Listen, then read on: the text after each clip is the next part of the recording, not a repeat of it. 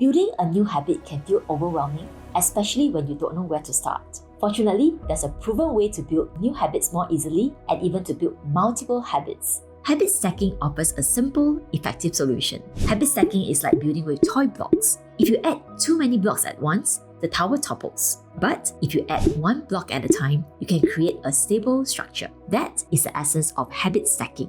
To build new actions on top of things that you already do regularly. Tie small habits together so each habit leads naturally to the next, making them easier to sustain as a whole. Here's how it works. Use this simple formula. After I do the current habit, I will do the new habit. For example, after brushing my teeth, I will floss one tooth. After pouring my morning coffee, I will write one sentence in my journal. You can also link up several habits to form a chain. For instance, after I make my bed, I'll do one push-up. After I do one push-up, I'll drink a glass of water. After I drink water, I'll write my top priority for the day. Each habit sets you up for the next one, creating a natural momentum forward. The key is to keep your habit stacks simple and manageable. Start with just one or two habits, then gradually add more as they become automatic. Don't try to cram too many habits into your day or it will backfire. In mini habits, 7 Guise recommends adding no more than 3 habits at a time to avoid overwhelm and to increase your chances of success. Habit stacking is a proven technique recommended by many authors like Cal Newport, Gretchen Rubin,